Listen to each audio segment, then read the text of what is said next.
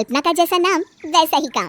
सारा दिन कल्पनाओं में रहती, ना कोई काम करती ना कोई धाम। अरे कल्पना बहू, जरा अच्छी सी चटनी पीस दे, आज कुछ मजेदार खाने का मन है। पेट में जलन हो जाएगी माँ जी बुढ़ापे में, और वैसे भी मेरा काम करने का वक्त शाम का है, अब प्रिया को ही बोल दो।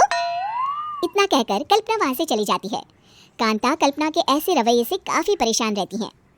मैं बना देती हूँ माँ चटनी, ऐसा बोलकर प्रिया माँ को चटनी बनाकर प्लेट में खाने को देती है कि तभी वहाँ कल्पना आ जाती है। अरे वाह चटनी, जरा चक्कर तो देखो, बड़े दिन हो गए। अरे नहीं बहू, तू तो रहने ही दे चटनी खाना, पेट में जलन हो जाएगी। इतना कहकर कांता और प्रिया दोनों हंसने लगते हैं। कल्पना सारा दिन या तो मोबाइल में यूट्यूब देखती या फिर सोती रहती। उसका कमरा भी बिखरा और गंदा रहता। एक दिन कल्पना का पति अशोक उससे कहता है, अरे कल्पना, जानवर भी उस जगह को साफ कर लेता है जहाँ वो बैठता है, तुम तो इंसान हो, कैसे इतने गंदे कमरे में रह लेती हो? देखो सारा सामान यहाँ वहाँ बिखरा पड़ा है। ज्यादा अपनी माँ का बोल ना बोलो। हाँ, कमरा तुम्हारा भी तो है, गंदा लग रहा है तो साफ कर लो। पता नहीं तुम्हारे साथ मैं कैसे जिंदगी बिताऊंगा। इतना कहकर अशोक वहाँ से चला जाता है। कल्पना बस खाना खाने कमरे से बाहर आती और फिर से कमरे में चली जाती। इससे कांता बहन काफी परेशान रहती। एक दिन प्रिया कांता से कहती है, माँ मैं सारा दिन काम करके थक जाती हूँ, आप कल्पना दीदी से कहिए ना कि सुबह और शाम का काम बांट ले, मैं तो अब सिर्फ एक वक्त का ही काम करूँगी। हाँ। अरे तू वो भी ना करना, एक बहू तो कामचोर थी ही, दूसरी भी आ गई काम ना करने के बहाने लेकर। तभी वहाँ प्रिया का पति रमेश आ जाता है। माँ मैं देख रहा हूँ भाभी कोई काम नहीं करती, प्रिया सारा दिन घर और रसोई का काम करती है, अब कुछ करो ना माँ। कांता मन में कुछ सोचती है और कल्पना के पास जाती है। कल्पना फोन पर मेकअप करना देख रही होती है। कल्पना, तुम सारा दिन बस मोबाइल देखती हो, घर का कोई काम भी कर लिया करो। प्रिया सारा दिन काम करके थक जाती है, आज से मैंने फैसला किया है, एक वक्त का काम तुम करोगी, सुबह का खाना तुम बनाओगी और रात का प्रिया। आप लोगों ने काम को हवा बना रखा है।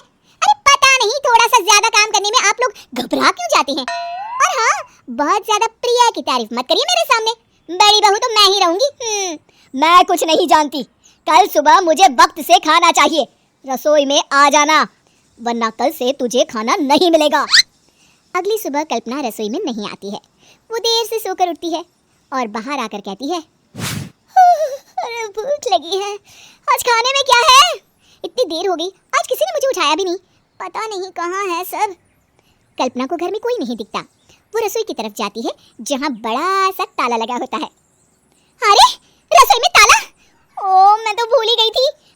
माँ ने आज से सुबह का खाना मुझे बनाने को कहा था। हे भगवान, इतने लोगों का खाना बनाना क्या आसान है? तभी घर के सारे सदस्य बाहर से वापस आते हैं। वाह माँ जी, मजा आ गया छोले भटूरे खाकर। मेरे मुंह में तो अभी भी स्वाद आ रहा है। अरे कल्पना, तेरे भरोसे रहते तो हम तो भूखे ही रह जाते। कल्पना को बहुत गुस्सा आ जाता है। अब बहुत हो गया, आज से मैं अपनी रसोई अलग कर रही हूँ, मैं अपना खाना खुद बना लिया करूंगी। कल्पना अपनी रसोई अलग कर लेती है, पर आए दिन उसका देर से उठना और काम न करने की आदत से वो भूखी ही रह जाती थी। उसी के सामने घर के लोग अच्छे अच्छे पकवान खाते और कामचोर कल्पना को जैसे तैसे ही खाना बनाकर खाना पड़ता। पर एक दिन तो हद ही हो गई। माँ, दीदी आज सुबह से कमरे से बाहर नहीं निकली, हमें जाकर देखना चाहिए। सो रही होगी कामचोर कहीं की, पर तुम कहती हो तो चलो देख लेते हैं उसे। कल्पना कमरे में पेट पकड़कर बैठी होती है। हाय मेरा दर्द, पेट दर्द के मारे मर रही हूँ मैं।